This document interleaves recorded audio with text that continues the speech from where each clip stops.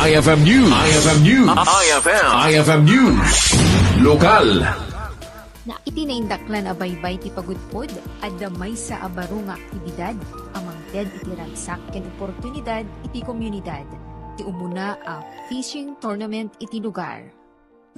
Idi April 25, 2026 naangay iti first pagudpod fishing tournament iti Sitio Bangkero, Barangay Pansyan, Pagudpod, Ilocos Norte.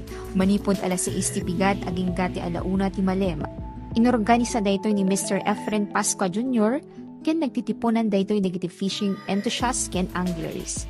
Natenderan daytoy iti 150 a participants, manipod iti na dumaduma a paset ti Ilocos Norte ken dumapay a probinsya. At dapay dagiti eksperto ken kastamet dagiti baro kay laeng asumbrek iti daytoy nga aktibidad. Panggep ti organizer ang makatulong kadagiti mangalap ken maipromote ti turismo ti pagudpod. Dakla tulong ka dito ada homestay na dito kan ti ko dito vendors tayo enten. Dito jigging which is offshore. At matulungan tayo dito mangalap nga dada boat na. Kasi dada tayo nginin ngawan maala nga itikan. So why not nga pakera na dito boat nga para ka dito anglers. Iti contest dagiti gungguna dagiti nangabak. Champion 10,000 pesos. First placer 5,000 pesos. Second placer 3,000 pesos. Third placer 2,000 pesos. Fourth placer 1,500 pesos.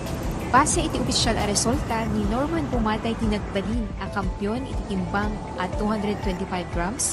First placer Richard Narvaez, second placer Mark Andrew, third placer Jay Daroy, fourth placer Valentin Padro. Special awards ni Russell Columa iti first catch, ni Vash Ramos iti smallest catch, ken ni Norman Bumatay iti longest catch, ni Richard Narvaez met tinangala iti most number of catch. Naragsakan met digiti sumagmamano ang nakipagpaset iti dating nga event kas kumaken ni ako si JM ken ni Ilocos Parcel. Ang saya ng experience sa fishing tournament. Sobrang dami talagang participants. Lahat ng mga anglers, game na game makakuha. Ang saya talaga ng vibe dahil friendly competition at ramdam mo yung excitement ng bawat isa. Isa sa mga moments na talagang mapapabilib ka sa galing ng mga tao pagdating sa fishing. Nakaka-excite naman yung fishing tournament kasi ang dami nating nakilala.